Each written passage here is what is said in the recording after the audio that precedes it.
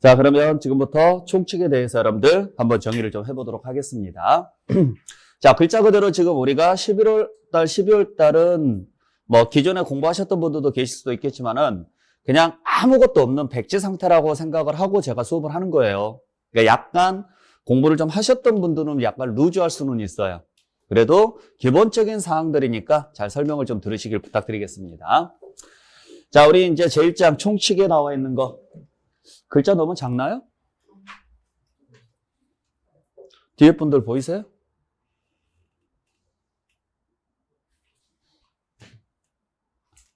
말을 안 하면 제가 몰라요. 왜냐면 그래야 다음 시간부터 제가 이걸 글자 크기를 좀 키우든가 폰트를 좀 키우든가 지금 해야 되니까. 예? 안 보여요? 뒤에 분들. 아, 보이긴 하는데 작아요? 알겠습니다. 예. 글자를 좀, 뭐 지금 교재에 나와 있는 내용이니까 일단 하고, 지금 오늘은 일단 이 폰트로 가고 다음 시간에는 제가 좀 글자를 좀 키워보도록 할게요. 예. 자, 우리가 이제 가장 먼저 배워야 될 것은, 자, 세법이라는 것을 배우니까 일단 기본적으로 세법이 무엇인가? 기본사항이에요. 물론 시험 문제는 안 나와요. 그냥 세법이라는 게 이런 것이다 라는 걸 좀 보자라는 이야기인데, 자, 조세의 개념에 대해서 간단하게 한번 보죠. 조세란 뭐라고 되어 있느냐면, 제가 한번 읽어볼게요. 국가 또는 지방자치단체가 필요한 일반 경비 및 특정 목적 경비를 조달하기 위하여 구체적인 개별적 반대급부 없이 납세용자인 개인 또는 법인으로부터 강제로 거두어들이는 금전적 부담을 말한다. 이게 조세입니다. 자, 무슨 말인지는 아시겠어요? 진짜로? 네. 자, 이 말을 풀어서 밑에 보시게 되면은 여러분들 프린트물 밑에 보시게 되면 조세의 특징이 나와 있죠? 자, 이걸 풀어서 지금 적어놨는데, 자, 보죠. 첫 번째, 조세를 부과하는 주체는 누구다? 조세를 부과하는 주체는 국가나 지방자치단체라고요. 네. 그래서 우리가 국가가 부과하는 세금을 뭐라고 하느냐면 국세라고 하고, 지방자치단체가 부과하는 세금을 뭐라고 하느냐면 지방세라 그래요. 그리고 자, 세금이라는 것은 당연히 누가 부과하는 거냐면 국가나 지자체가 부과하는 거예요. 그리고 참고로 말씀드리지만은 세금에만 무슨 글자를 쓰느냐면은 세자를 써요. 세금에만. 예. 세금 아닌 것에는 원칙적으로 세자를 안 써요. 그래서 일반 공공기관이라든지 공익단체가 부과하는 것들은 뭐라고 하느냐면 공과금이나 회비라 그래요. 그래서 금자를 쓰거나 빗자를 쓰죠. 빗자를. 그러니까 가장 대표적으로 우리가 잘못 쓰는 용어 중에 하나가 전기세죠. 자, 전기세라는 세금은 있어요, 없어요? 없어요. 자, 전기세는 누가 걷습니까? 한국전력공사가 걷어요. 근데 한국전력공사가 국가기관이 아니에요? 아니죠. 공사라는 말이 무슨 말이에요? 공사. 공익을 목적으로 하는 사기업입니다. 그렇기 때문에 전기는 우리가 국가나 지자체가 걷는 게 아니라 공공기관이 걷는 거예요. 그렇기 때문에 전기세라는 말은 쓰시면 안 돼요. 그래서 우리가 고지서 보면은 전기세라고 안 돼 있고 뭐라고 돼 있어요? 전기요금, 수도요금, 가스요금 전부 다 무슨 글자를 써요? 금자를 써요. 금자를. 근데 되게 웃긴 게 뭐냐면 전기는 전기세고 수도는 수도세예요. 가스는요? 가스세라고는 안 하죠. 참 그것도 신기한 일이에요. 전부 다 내가 사용한 만큼 내는 돈이지 그리고 그걸 국가에다가 내는 게 아니라 공공기관에 내는 거예요. 여러분들 국가기관하고 공공기관하고 차이점이 뭔지 아십니까 혹시? 국가기관하고 공공기관하고 차이점 딱 하나예요. 월급을 세금으로 받으면 국가기관이에요. 월급을 수익으로 받으면 국가기관이 아니고. 그러니까 한전 직원들은 월급을 세금으로 줄까요? 안 그래요. 한전 직원들은 월급을 세금으로 주는 게 아니에요. 전기를 팔아서 남은 이익으로 주는 거죠. 단 전기가 국가 기반 산업이잖아요. 전기라는 것은 있어야 돼요, 없어야 돼요? 당연히 있어야 돼요. 국가 기반 산업입니다. 그러다 보니까 국가가 경제가 돌아가려면 전기가 있어야 되고 이게 기반 산업이다 보니까 좀 더 싸게 공급을 해서 국가 경제 발전을 하고 국가를 지키는데 좀 쓰자 그래서 국가에서 지원을 해주는 거지 그 자체가 국가 기관은 아니에요. 수도도 마찬가지고 가스도 마찬가지고. 그래서 예전에 10회 이전에는 이런 문제가 많이 나왔었어요. 시험 문제에서. 전기요금은 조세다 뭐 이런 식으로. 요즘은 나오지도 않아요. 그러니까 앞으로 이제 여러분들께서도 잘 보셔야 돼요. 그러니까 TV나 뭐 드라마 같은 데 보면 대부분이 다 전기세, 수도세 그러는데 제발 좀 안 그랬으면 좋겠어요. 전기세, 수도세는 없어요. 전기요금, 수도요금. 집에 가서 고지서 한번 보세요. 전부 다 금자 써져 있지 세자는 안 써져 있어요. 그래서 세금에만 무슨 자를 붙인다? 세자를 붙인다. 물론 세금 아닌 것에 세자를 붙이는 경우가 딱 두 개가 있긴 있어요. 뭔지 아세요? 세금 아닌 것에 세자 붙이는 거. 월세, 전세. 네. 월세, 전세가 세금 아닌지는 아시죠? 네. 그건 그냥 세 내주는 거고, 네. 세 내주는 거니까 그냥 그런 거보다 하시고, 이거 외에는 무조건 뭐에만 세자를 붙인다? 세금에만 세자를 붙인다. 자, 제가 지금 드리고 싶은 말씀은 뭐냐면, 앞으로 제가 수업을 할 때, 만약에 세자를 붙였다. 그러면은 무조건 그게 뭔지는 몰라도 세금이라고 알고 계시고, 세자를 안 붙였다. 그러면은 세금 아니라고 생각하시라고요. 그래서 세금 아닌 것에는 전부 다 무슨 자를 붙일 거냐면 금자라든지 빗자를 붙일 거예요. 그러니까 적십자 단체가 걷는 것도 세금이 아니에요. 아니에요. 적십자 단체도 공익단체지 국가기관이 아니거든요. 그래서 적십자 회비라고 하지 절대 세금이라고 안 하거든요. 그래서 세금에만 무슨 자를 붙인다? 세자를 붙이고 세금은 누구만 거둘 수 있다? 국가나 지방자치단체만 거둘 수 있다. 네, 그렇게 보시면 돼요. 자, 그러면 국가나 지방자치단체가 왜 세금을 거둘까? 왜 거둘 것 같아요? 세금은 왜 필요해요? 그죠? 나라 살림에 쓰기 위해서 필요한 거죠. 그래서 자, 두 번째, 조세를 부과하는 목적은 뭐냐? 뭘 위해서? 경비 충당을 위해서 부과한다. 경비 충당을 위해서. 그러니까 조세가 되려면 경비 목적으로 걷어야 되는 거죠. 그래서 우리가 세금은 두 가지 전제 조건이 필요합니다. 첫 번째는 누가 징수해야 되고 국가나 지방자치단체가 징수를 해야 되고 두 번째는 무슨 목적으로 징수하는 거예요? 경비 목적으로 징수하는 거예요. 경비 목적으로. 그러면 국가나 지자체가 징수하는 것 중에서 경비 목적이 아닌 것은 세금이다 아니다? 아니죠. 그래서 가장 대표적인 게 뭐가 있느냐면 벌금이나 과태료나 과료 이러한 것들은 제재 목적이죠. 자, 세자 썼어요? 안 썼어요? 안 썼죠. 그러니까 이건 세금이다 아니다? 아닌 거죠. 자, 그러니까 쉽게 생각하시면 돼요. 세금이라는 것은 가정으로 따지면 생활비예요. 그죠? 그러면 가정에서 생활비는 어디에다가 써요? 먹고 사는 데 쓰죠? 가족 전체가 먹고 사는 데 쓰죠? 마찬가지예요. 가정을 확대시키는 게 국가고 그러면 국가의 생활비는 당연히 국가를 유지하는 데 쓰겠죠. 그래서 세금을 걷어서 대부분 자 세금을 걷어서 우리가 보통 구체적으로 어디에다가 씁니까? 세금 걷으면 어디에다 써요? 네, 그럴 줄 알았어요. 어느 학원을 물어봐도 어디를 가서 물어봐도 몇 년째 물어봐도 항상 1번은 도로예요. 왜 도로밖에 생각이 안 날까요? 세금 걷어서 어디에 써요? 공무원 월급 주고 도로 깔고 또 제일 중요한 게 뭐예요? 제일 중요한 거. 세금 걷어서 어디에다 쓰느냐? 제일 중요한 게 뭘까요? 국방이에요. 나라 지키는 데 쓴다고. 나라 지키는 데. 그죠? 자, 대한민국이라는 나라가 존재를 해야 돼요? 안 해야 돼요? 해야 돼요. 이 대한민국이라는 나라에 테두리가 있어야 된다고. 이 테두리를 지킬 줄 알아야 돼요. 그러니까 대한민국도 예전으로 따지면은 옛날에 원시시대로 따지면 하나의 부족이죠. 대한민국이라는 부족이 있는 거잖아요. 쉽게 말하면. 그러면은 울타리가 있어요? 없어요? 그 울타리를 지켜야죠. 이게 제일 중요한 거예요. 만약에 이 나라가 없다면 우리는 뭐가 되느냐면 난민이 돼요. 난민. 난민은 너희보다 못한 생활을 합니다. 어디 가서 사람 취급도 못 받아요. 그죠? 그러니까 대한민국이라는 울타리가 있기 때문에 우리가 이 안에서 지지고 볶고 싸우고 뭘 해도 인정을 받는 거죠. 여러분들 잘 아시다시피 대한민국 사람이 외국에 나가면 인정받아요, 못 받아요? 인정받고 살아요.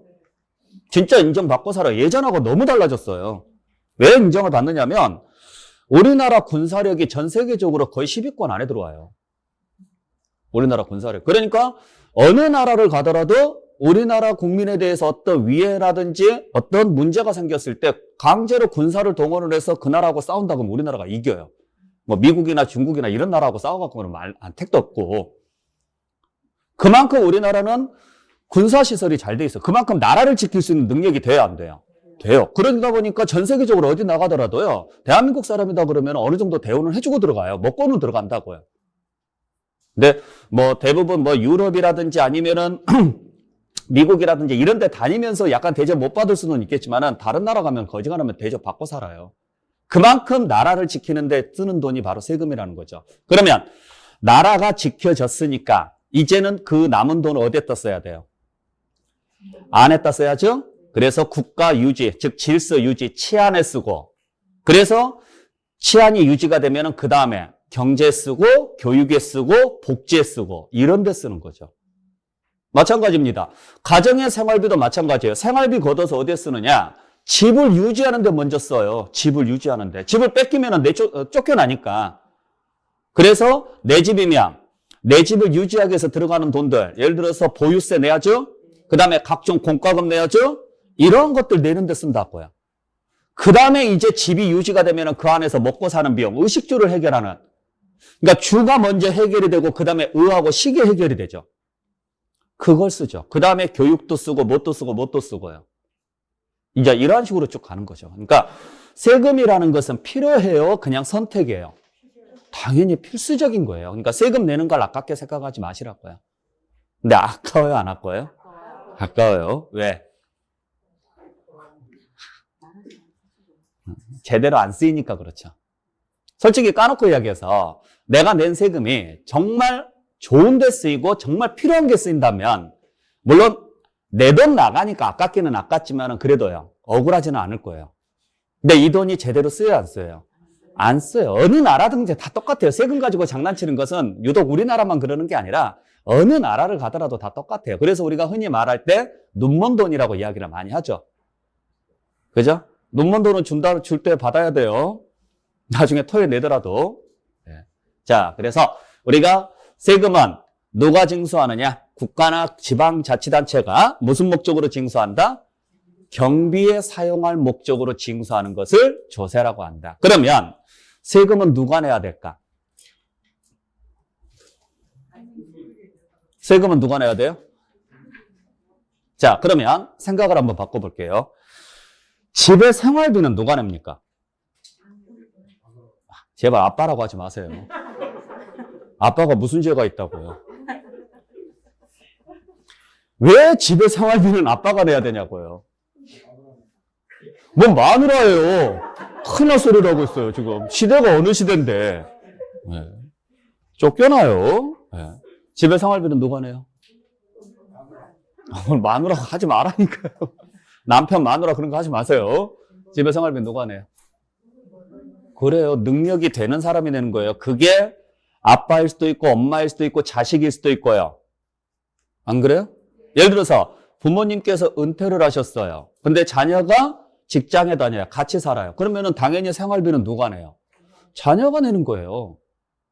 그동안에 공부시키고 키워줬고 그 다음에 직장 다니고 돈 벌면은 생활비 내야죠. 같이 살면.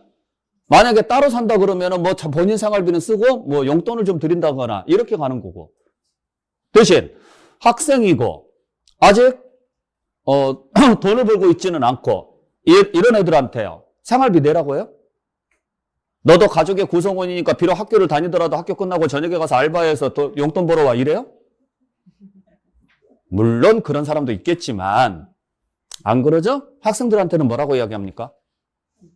그래요. 네 할 일 열심히 해. 네가 지금 할 수 있는 것은 공부야. 공부 열심히 해. 그런 이야기 하잖아요. 너한테 돈 벌어라고 이야기 안 해요. 제발 부탁이니까 정상적인 가정을 좀 생각하세요. 그 TV에서 막장 드라마 이런 거 좀 생각하지 마시고 좀. 아시겠죠? 그냥 아주 평범한 가정을 일단 생각을 해보자고요. 아주 평범한 가정. 물론 뭐 본인의 의사에 관계없이 좀 어렵게 사시는 분들도 계실 거고 뭐 여러 가지 상황들이 있겠지만 우리는 그냥 가장 일반적인 상황을 가정을 좀 해보자고요. 자, 세금도 마찬가지예요. 그러면 국가의 생활비는 당연히 누가 내요? 그래요. 능력이 되는 사람이 낸다고. 능력이 되는 사람. 그러면 그 능력이 되는 사람이 누구일까를 정해줬죠. 그걸 뭐라고 하느냐면 과세 요건을 충족한 자라 그래요. 과세 요건을 충족한 자. 그러니까 세금은 우리가 흔히 알듯이 국민이 낸다 이렇게 생각을 하지만 국민 모두가 다 세금을 내는 건 아니고 그 국민 중에서 세금을 낼 수 있는 요건, 그걸 무슨 요건이라고 그래요?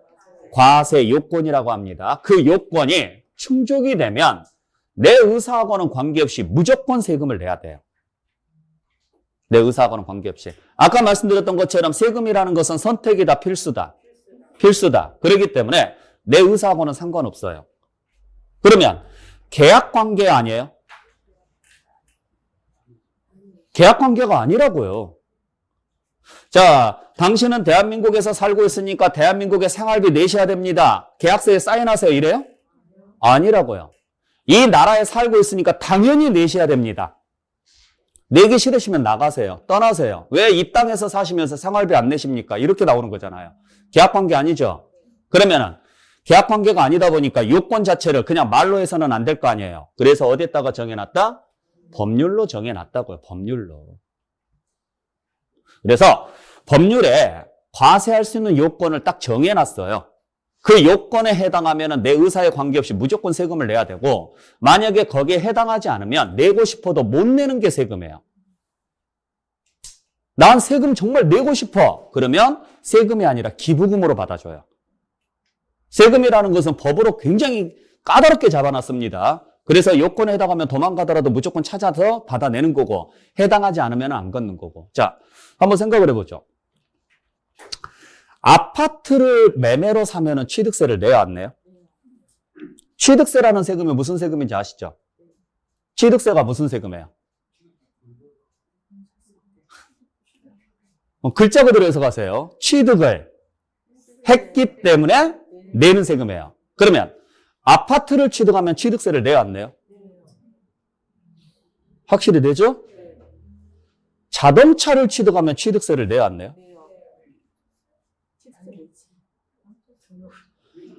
자, 저는 지금 취득세만 물어봤어요. 제발 다른 거 대답하지 마시고. 취득세 내야 안 내요? 배를 사면은 취득세 낼까 안 낼까요? 안 사봤어요? 아, 예. 비행기는 낼까 안 낼까요? 그러면 TV를 사면은 취득세를 내야 안 내요?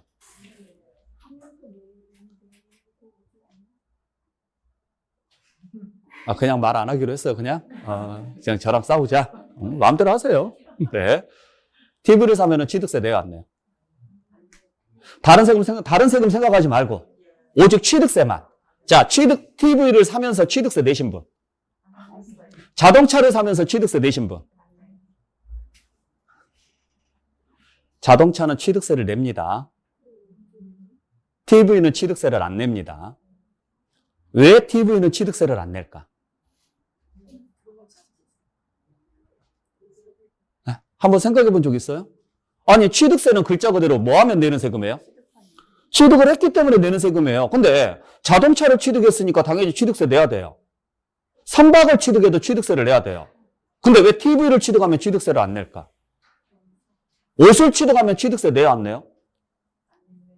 안 내잖아요. 자, 500만 원짜리 중고차를 샀어요. 취득세 내요. 5천만 원짜리 모피코트를 샀어요. 취득세 안 낸다고요. 왜 안 낼까? 이유는 딱 하나예요. 여기에 없어요. 과세 요건에가. 그렇기 때문에 내가 취득세를 내야 될지 말아야 될지, 양도소득세를 내야 될지 말아야 될지, 재산세를 내야 될지 말아야 될지는 이 요건에 해당하는지 안 하는지를 알아야지만 해결할 수 있는 문제라고요. 무슨 말인지 아셨죠? 내가 이 요건에 해당하지 않으면, 자, 내가 TV를 하는데 샀어요. 나는 취득세를 내고 싶어요. 그래서 내러 갔어요. 받아줘요, 안 받아줘요? 절대로 안 받아준다고. 이게 시험 문제라고요. 그러니까 모든 세금에는 과세 요건이라는 것 자체가 다 정해져 있어요. 그 요건을 다 만족을 하는 사람만 그 세금을 내는 거예요. 그 중에 하나라도 만족을 못하면 그 세금 안 내요. 그래서 아파트를 취득하면 취득세를 내죠. 아파트를 팔면 양도소득세를 내요. 근데 자동차를 취득하면 취득세를 내요. 근데 자동차를 팔면 양도소득세는 안 나와요. 분양권을 취득하면 취득세가 안 나와요. 근데 분양권을 팔면 양도소득세가 나와요. 이게 시험 문제라고요. 그래서 세법에서 가장 기본적으로 물어보는 시험 문제가 뭐냐면 다음 중 취득세 납세무가 있는 경우는, 다음 중 재산세 납세무가 있는 경우는, 이런 문제가 무조건 나오거든요. 그게 이 요건 자체를 충족을 했느냐 안 했느냐를 물어보는 문제예요. 요건 자체를. 자, 여러분들 양도소득세는 누가 내는 세금이에요? 양도소득세는 누가 내요? 파는 사람이 내요? 사는 사람이 내요? 그러면 양도소득세를 사는 사람이 내면 돼요? 안 돼요? 내줄 수 있을까요? 없을까요? 있어요. 있어요. 네? 사는 사람이 내줄 수 있어요?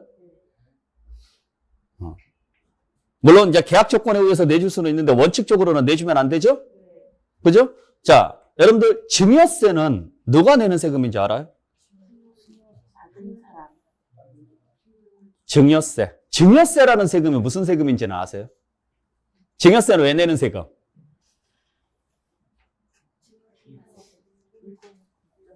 많이 들어보셨죠? 자, 상속세는 왜 내는 세금일까요? 요즘 TV에서 많이 나오죠? 요즘 이제 많이 나오고 있어요. TV에서 지금 상속세를 개정을 해야 되느냐 말아야 되느냐. 상속세 왜 내는 세금이에요? 그러면 상속세는 누가 내는 세금이에요? 그러겠죠? 설마 상속해준 사람이 내지는 않겠죠? 말이 안 되는 소리예요. 상속해주는 사람은 누구예요? 사망하신 분이에요. 죽은 사람 그러면 좀 그렇잖아요. 사망하신 분이에요. 사망하신 분이 세금 내고 사망하실 수는 없잖아요. 그러니까 당연히 누가 내는 거예요? 받은 사람이 내는 거예요. 그러면 왜 받은 사람이 상속세를 낼까?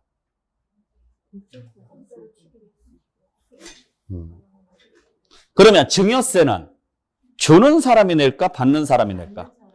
받는 사람이 냅니다. 그러면 주는 사람이 내주면 될까? 안 될까? 옛날에 우리 지금 시험 범위가 증여세가 안 들어가 있어서 그러는데 옛날에는 증여세도 있었어. 15회 때는. 그때 시험 문제가 그거예요. 증여세 납세무자는 증여자인데, 수증자인데 증여자가 대신 납부할 수 있냐 없냐 이런 문제도 나온 적이 있어요. 있을까요? 없을까요? 없어요. 법률적으로. 원칙적으로. 물론 이제 예외적으로 있는 경우도 있긴 한데 원칙적으로는 없어요. 왜냐하면 법률에가 그렇게 정해져 있어요. 그러니까 우리가 일반적으로 일상적인 경제하고는 달라요. 예를 들어서 아버지가 옷을 사셨어요. 부모님이 옷을 샀는데 그 옷값을 내가 내줘도 되죠? 근데 세법은 그 사람만 내야 돼요. 다른 사람이 대신 내주면 절대 안 돼요.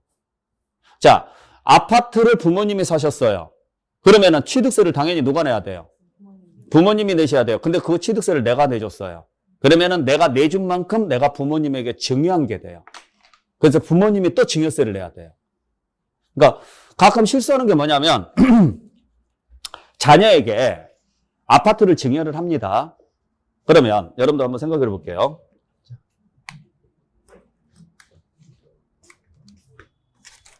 이건 여러분들께서 좀 잘 좀 알고 계셔야 될 것 같은데, 자, 이쪽으로 잠깐 와 보겠습니다. 갑이라는 분이 을이라는 분에게 건물을 팔았어요. 그러면 보통 파는 사람이 내는 세금이 뭐예요? 무슨 세금을 내요? 양도세요? 양도소득세요?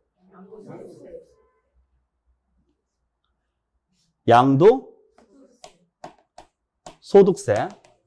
맞아요? 자, 그러면은 사는 사람이 내는 세금이 뭐예요? 취득세죠. 이게 일반적인 케이스죠? 일반적인 케이스입니다. 자, 그러면 잘 보셔야 될 게, 양도소득세. 자, 주의하셔야 될 게 있어요. 앞으로 공부를 할 때 수업 시간에 요 시험 보기 전까지는 절대 줄임말 쓰지 마세요. 대한민국에 양도세는 없습니다. 사람들이 양도세 그러니까 뭐라고 오해를 하느냐면 그냥 팔면 세금을 내는 줄 알아요. 팔아서 세금을 내는 게 아니라 팔아서 뭐가 발생을 해야 세금을 내요? 이익이 생겨야 나오는 세금이에요. 그러니까 얼마에 팔았느냐가 중요한 게 아니라 얼마의 이익이 생겼느냐가 중요한 거예요. 무슨 말인지 아셨어요?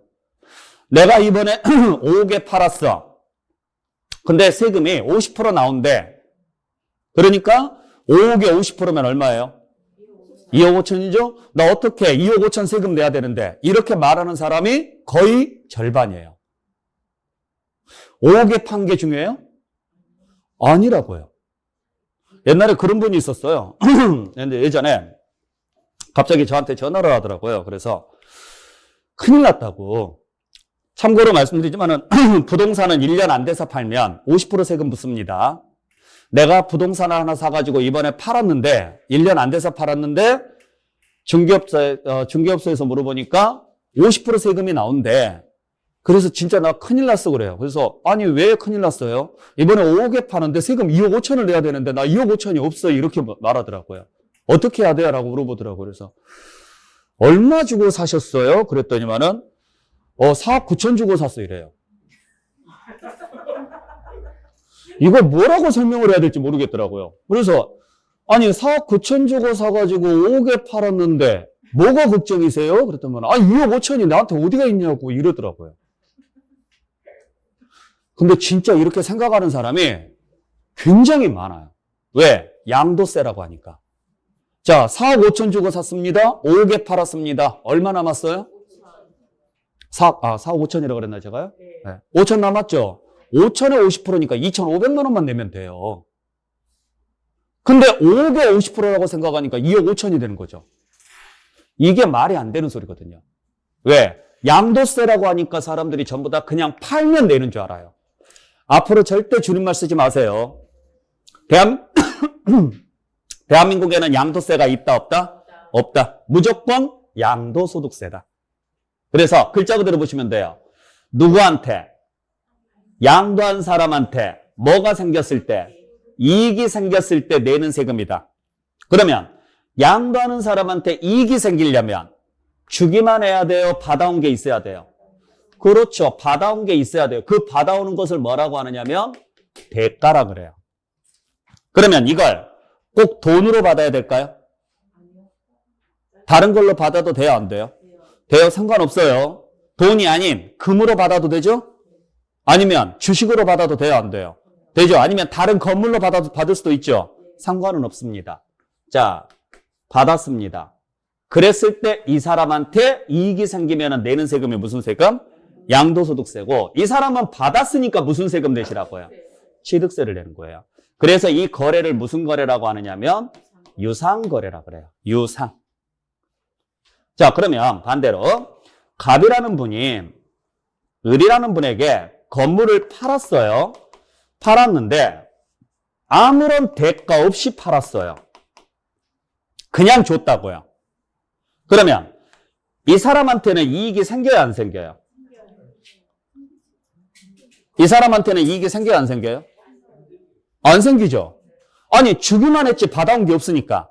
그래서 이 사람은 세금 낼 게 없어요. 자, 그러면 이 사람은 재산이 늘었어요, 안 늘었어요? 늘었죠? 그래서 취득세를 내셔야 돼요. 아셨죠? 자, 그리고 나서 둘 중에 누가 이득을 봤어요? 을이 이득을 봤죠? 자, 이 사람은 받기만 했으니까 준 거 없이. 근데 이 사람이 이득을 봤죠? 그래서 이 사람이 소득세를 내야 돼요. 그때 이 사람이 내는 소득세를 증여세라고 그래요. 자, 그러면 이 사람은 지금 세금 몇 개 내요? 2개 내는 거죠? 이게 기본이에요. 그래서 여러분들이 잘 보셔야 될 게 뭐냐면 거래가 이루어지게 되면 이걸 이제 우리는 무슨 거래라고 이야기하느냐면 무상거래라고 이야기를 하는데 거래가 이루어지게 되면 이유 여하를 불문하고 일단 무슨 세금은 기본적으로 내셔야 돼요? 그렇죠. 취득세는 무조건 내셔야 되는 거예요. 그러니까 사람들이 증여를 받으면 무슨 세금 냅니까? 물어봅니까? 전부 다 증여세만 이야기하거든요. 그래서 당연히 증여세 내는 줄은 아는데 갑자기 취득세가 나오니까 당황해요. 아니, 나 증여세 냈어. 근데 왜 또 취득세 내라고 해? 이렇게 나온다고요. 그리고 본인이 낸 취득세를 취득세인지도 모르고 그냥 증여세인 줄 알고 나중에 또 증여세 나오면 또 욕해요.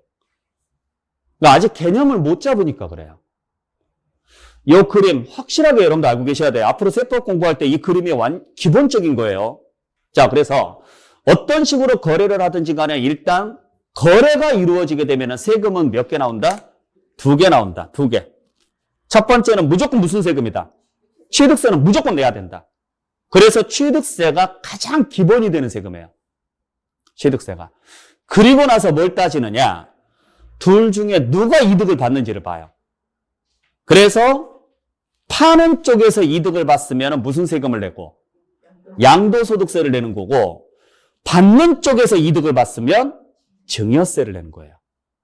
그러니까 양도소득세하고 증여세는 같은 말입니다. 양도소득세도 뭐에 대해서 내는 세금이고, 이익에 대해서 내는 세금이고, 증여세도 뭐에 대해서 내는 세금이고, 이익에 대해서 내는 세금이에요. 이익에 대해서. 무슨 말인지 아셨어요? 그러니까 이러한 식으로 해서 여러분들께서 지금 보셔야 되는데, 지금 잘 보시게 되면은 어찌됐든지 간에 원래 이 증여세가 원래 정식 명칭이 양수소득세예요. 받은 사람한테 뭐가 생겼을 때, 이익이 생겼을 때 내는 세금이에요. 그러니까 정확히 표현하면 증여를 받았기 때문에 내는 세금은 뭐예요? 취득세예요. 증여를 받았기 때문에 내는 세금은 증여세가 아니고 취득세예요. 그로 인해서 이익이 생겼기 때문에 내는 세금이 뭐예요? 증여세예요. 그래서 증여라는 행위가 이루어지게 되면은 받은 사람이 세금을 2번을 내야 돼요. 일단 취득세를 1번 내고 그 다음에 무슨 세금을 내는 거예요? 증여세를 내는 거예요. 아시겠죠? 그러면 증여세를 이 사람이 내는데 이 사람이 내줄 수 있느냐? 없다고요. 법률에. 왜? 증여세 과세 요건은 이 사람이지 증여세 과세 요건이 이 사람이 아니라고요. 아시겠죠? 그래서 이렇게 내가 무슨 세금을 내야 될지를 알려면 일단 과세 요건에 내가 해당하는지 안 하는지를 정확하게 아셔야지만 나중에 가서 문제 풀 때 수월해진다 이야기죠. 자, 그래서 여러분들 기본적인 개념이니까 요건 반드시 기억을 하셔야 돼요. 참고로 얘는 소득자를 썼죠. 얘는 소득자를 썼어요, 안 썼어요? 안 썼죠. 왜 안 썼을까요? 얘는 반드시 소득자를 써줘야 돼요.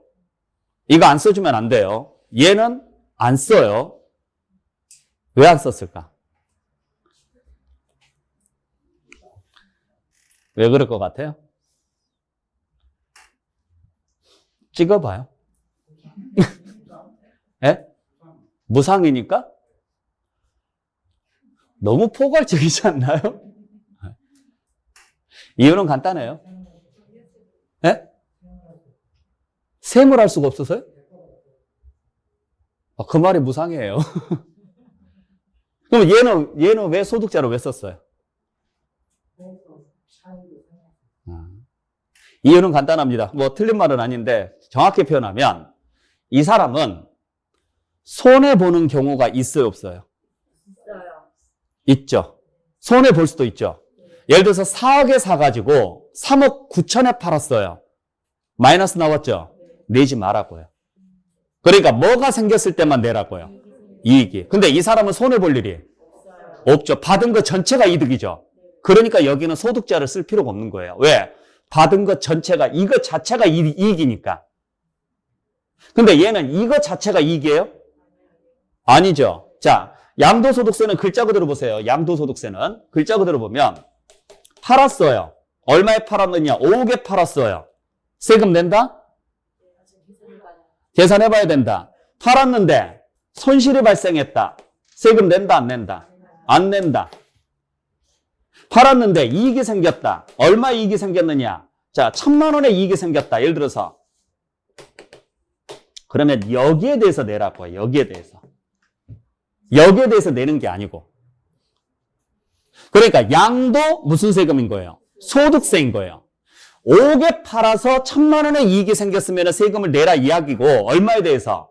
1,000만 원에 대해서 세금을 내라는 이야기지 5억에 대해서 세금 내라는 이야기가 아니라고요. 근데 증여를 받았어요. 얼마에? 5억의 증여를 받았어요. 그러면 5억 자체가 이익이 아니에요. 이익이죠. 그러니까 여기에 대해서 내라고요. 글자를 알아야 돼요. 글자를. 뜻을 이해를 하셔야 돼요. 그래서 아까 첫 번째 시간에 말씀드렸던 것처럼 외우려고 하지 마시고 이해를 하시라고요. 글자 자체를 이해를 하시면 답이 나와요. 무슨 말인지 아셨죠? 그래서 나중에 가면은 양도소득세 계산할 때는 반드시 양도가액에서 취득가액을 빼라고 돼 있어요. 근데 증여세 계산할 때는 여러분들이 배우지는 않지만 빼는 게 없어요. 그냥 받은 것 전체가 이득인 거예요. 받은 것 전체가. 상속세도 마찬가지예요. 상속을 받으면 취득세를 내요, 안 내요?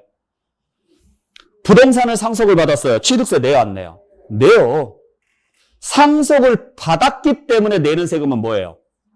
아니라니까요. 상속을 받았기 때문에 내는 세금은 취득세예요. 그 결과로 공짜로 받았죠. 공짜로 받은 거잖아요. 그래서 어찌됐든지 간에 이유가 어찌됐든지 간에 공짜로 받은 건 맞죠. 그 이익에 대해서 내는 세금이 상속세인 거예요. 그래서 상속을 받게 되면 부동산을 상속을 받으면 어찌됐든지 간에 일단 무슨 세금을 먼저 내고 취득세를 내고 그 다음에 그 받은 것 자체가 이득이니까 다시 이익에 대한 세금인 상속세를 내는 거죠. 대신 살아서 받는 경우와 사망하신 분으로도 받는 경우는 절차가 다르잖아요. 상속은 원해서 받는 거예요? 자동이에요? 자동이죠. 원하지 않아도 받아야 되는 거죠. 그러다 보니까 세금을 좀 더 줄여주기 위해서 상속 공제가 좀 센 거고 증여는 살아있는 사람한테 받은 거죠. 그러다 보니까 공제 자체가 좀 적어요. 그래서 통상적으로 보면은 상속세보다 증여세가 좀 더 비싸다 뭐 이런 이야기들이 있어요. 물론 계산 방식에 따라서 상속세가 더 많이 나올 수도 있고. 근데 요즘 이제 나오는 이야기가 뭐냐면 그냥 이건 여담이지만 상속세 같은 경우는 본인을 기준으로 해서 본인의 그 사망하신 분을 누구라고 하느냐면 피상속인이라고 하거든요. 그냥 이건 참고로 말씀드리는 거예요. 네. 이분의 배우자분이 계시느냐 안 계시느냐에 따라 달라져요. 이분의 배우자분이 계시면 이 배우자분이 받아가든 상속을 받든 안 받든 자 이분들한테 자녀가 있을 수 있죠. 이분의 재산을 받아가든 안 받아가든 배우자가 계시면 최소 10억이 공제가 돼요. 최소 10억이고 최대 30억까지 공제가 가능해요. 공제 자체가. 그리고 만약에 배우자분이 안 계신다. 이분이 먼저 돌아가셨다. 그러면은 최소가 5억이에요. 그래서 상속세 면제가 5억, 10억이거든요. 최소 금액이. 그보다 더 많이 안 낼 수도 있어요. 공제 금액이 커질 수는 있어요. 계산법에 따라서. 근데 옛날에는 보통 아파트 한 채가 10억이 넘었어요? 안 넘었어요? 안 넘었으니까 상속을 받아도 1주택자는 상속세가 없었단 말이에요. 근데 요즘은 공시가격이 어마어마하게 올랐죠? 많이 올랐잖아. 인플레이션 때문에. 그 다음에 뭐 여러 가지 주택가격도 올랐고. 그래서 어지간하면은 이제 10억이 그냥 넘는단 말이에요. 지방도 10억 넘어가는 거 많이 생겼고. 그러다 보니까 1주택자도 지금 사망을 해서 상속을 해주면 상속세가 나오는 문제점이 생겨요. 네. 그리고 우리나라는 좀 이제 상속세 자체가 좀 세율이 좀 센 편이라 상속세나 증여세가 최고 50%거든요. 그러니까 가업상속 같은 경우 문제가 생기는 거죠. 가업상속 같은 경우. 그러니까 물론 이제 불법적으로 뭐 이렇게 가는 경우 말고 예를 들어서 정직하게 정말 사회에 공헌하면서 기업을 해오신 분이 이분이 사망하시고 그 자식이 그 정신을 이어받아서 계속적으로 이어갈 때 그걸 상속받았다고 해서 그 회사 재산의 절반을요 세금으로 내야 된다? 이게 이번에 지금 이건희 회장 사망하면서 발생했던 문제였잖아요. 그러면은 대한민국을 대표하는 전 세계적으로 대한민국을 대표하는 이 기업이 절반을 세금으로 다 내고 나면은 뭐가 남느냐? 이제 요게 이제 논란의 요지가 됐었던 거죠. 예. 그리고 이제 개인들도 방금 말씀드렸던 것처럼 10억이 이제 기준이 너무 낮다. 주택 가격이 올랐으니까 부동산 가격이 올랐으니까 면제되는 금액도 올려줘야 되는 거 아니냐. 그래서 그걸 뭐 이야기해보자면 지금 그런 식으로 해서 요즘 뉴스에서 계속 때리고 있는 내용이에요. 그런 내용들이. 자, 어찌됐든지 간에 다시 돌아오겠습니다. 조세는 아무나 내는 게 아니다. 법률에 규정된 뭘 충족한 자에게만, 과세 요건을 충족한 자에게만 부과된다. 자, 그 다음에 네 번째, 조세는 개별적이고 직접적인 뭐 없이, 반대급부 없이 부과된다. 반대급부 없이. 자, 반대급부가 무슨 말인지 아시겠어요? 대가요, 대가. 대가성이 있다, 없다? 없다. 네. 무슨 말인지 아시겠죠? 그러니까 생활비는 누구를 위해서 내는 돈이에요? 가정의 생활비는 누구를 위해서 내는 거예요? 가족을 위해서 내는 거예요, 가족을. 그러면 4인 가족인데 그중에 생활비 내는 사람이 한 사람이라면 한 사람이 벌어온 것으로서 4인이 사는 거죠? 그러면은 요 돈 벌어온 사람, 생활비 낸 사람만 밥 줘요? 가족 전체가 밥 같이 먹죠? 생활비 낸 사람만 보일러 넣어줘요? 아니잖아요. 이 말이라고요. 자, 그러면은 이걸 국가로 확대를 시키면은 세금 낸 사람 있고 안 낸 사람 있고, 낸 사람도 많이 낸 사람 있고 적게 낸 사람 있고. 근데 내가 많이 냈다고 해서 국가가 나한테 그만큼 해준다, 안 해준다? 안 해준다고요. 그래서 직접적이고 개별적인 반대급부는 없다고요. 내가 1년에 세금을 1억씩 내고 있어. 그러니까 나는 고속도로 공짜로 이용할래. 이런 거 없다고요. 당신은 세금 한 푼도 안 내고 있었어. 학생이야. 학생이니까 아직 세금이 없어. 그러니까 세금 한 푼도 안 내. 그러니까 너는 도로 이용하면 안 돼. 이런 거 없다고요. 누가 얼마를 냈는지에 관계없다. 그 돈 받아서 어떻게 쓴다? 전체적으로 쓴다. 그러니까 공통적이고 포괄적인 대가는 있죠. 다 같이 받는 혜택은 있어도 개인적으로 받는 혜택은 있다, 없다? 없다라는 거예요. 그래서 이게 문제가 생기는 거예요, 이게. 내가 세금을 죽으라고 일을 해서 남들보다 2배, 3배 열심히 일을 해서 돈을 벌었더니 세금으로 다 떼어가더라. 근데 그걸 나는 하나도 못 받은 것 같아, 혜택을. 억울해, 안 억울해요? 억울하죠. 그래서 우리가 세금을 적게 내고 싶은 거예요. 근데 가정으로 한번 가볼게요. 가정으로 가는데 예를 들어서 내가 죽으라고 돈을 벌어왔어요. 그래서 생활비를 냈더니 아침에 밥도 안 차려주고 그냥 아침에 새벽같이 나가고 저녁에 뭐 12시 넘어서 들어오고 이러다 보니까 집에서 밥 먹을 일도 없어요. 자식들은 계속 좋은 거 먹이고 옷도 좋은 거 사 입히고 나는 그냥 맨날 입던 옷만 입고. 억울해요?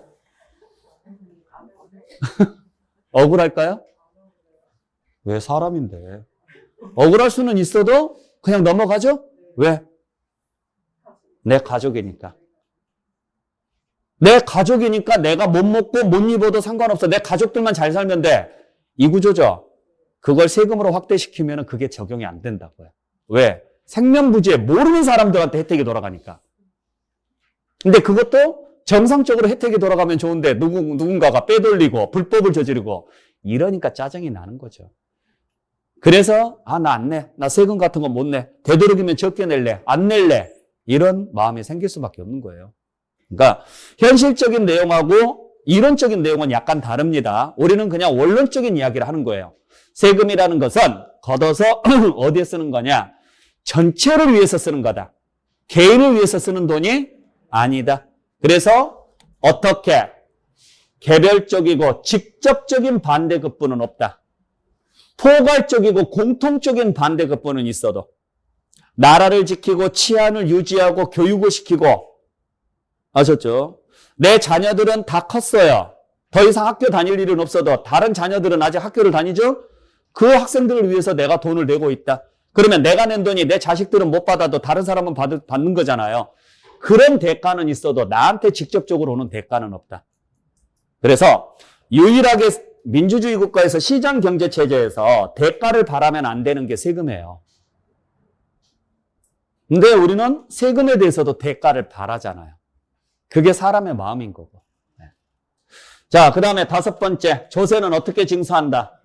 강제적으로 징수할 수밖에 없지 않느냐? 그죠? 필수입니다.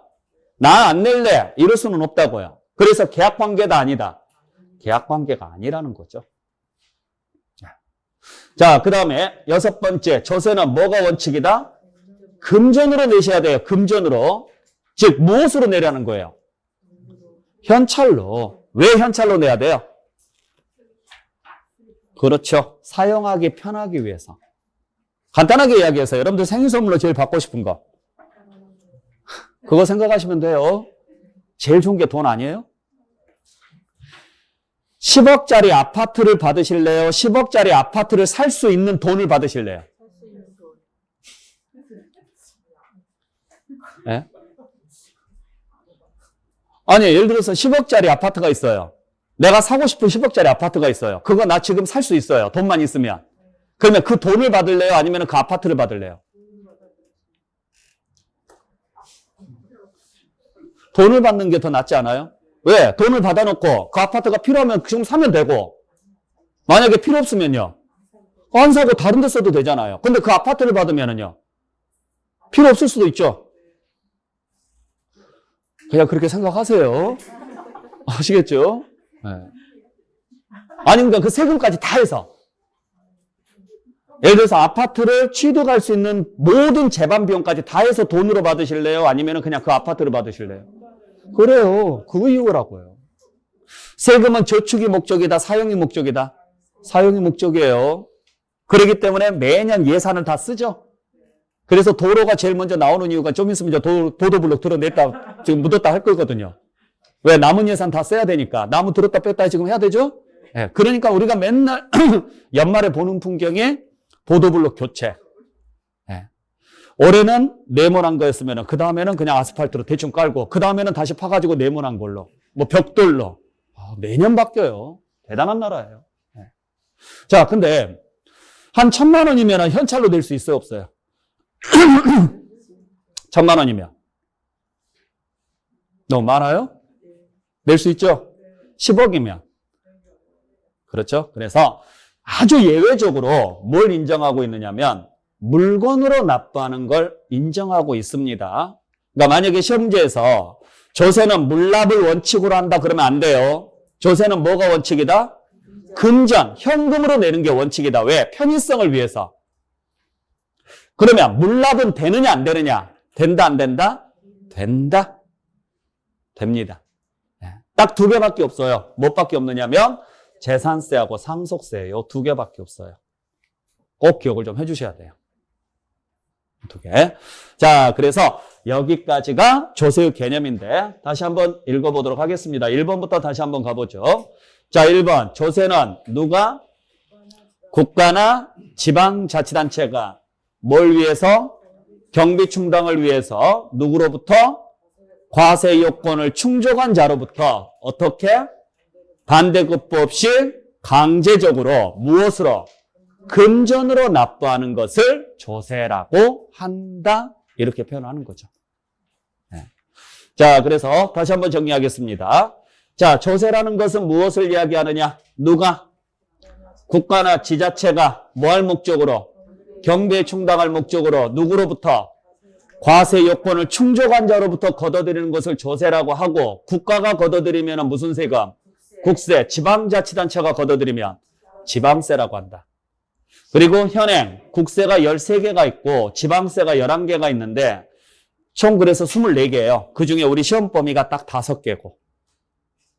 그리고 경비에 사용할 목적이다 보니까 사용의 편의성을 위해서 뭘로 받는 게 원칙이다?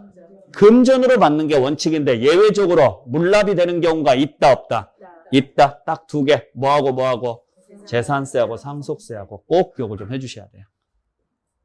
그리고 금전으로 낼 때도 원래는 한꺼번에 내는 게 원칙이에요. 근데 필요한 경우에는 나누어서 낼 수 있는 제도도 있어요. 이걸 무슨 제도? 분할납부. 그래서 나중에 가서 분할납부가 되는 경우하고 물납이 되는 경우를 따로 정리를 해드릴 거예요. 여러분들 그 프린트물에 보면은 나와 있죠? 그죠? 네, 그래서 우리가 배우는 세금 중에서 분할납부가 되는 경우하고 물납이 되는 경우 지금 표로 나와 있을 거예요. 22페이지에 보시면은 핵심별, 세목별 물납하고 분할납부 나와 있죠? 네, 그래서 뭐 재산세는 물납도 되고 분할납부도 되고 종합부동산세하고 양도소득세는 물납은 안 되는데 분할납부는 된다. 뭐 이런 거 있잖아요. 그거 나중에 여러분들 다 배우시게 될 겁니다. 자, 그래서 여기까지가 여러분들이 보셔야 될 조세호 개념이에요. 다시 한번 확인해 주시고, 자, 잠시 쉬었다가, 자, 우리 이제 조세호 분류에 대해서 들어가도록 할게요. 쉬었다 갑니다.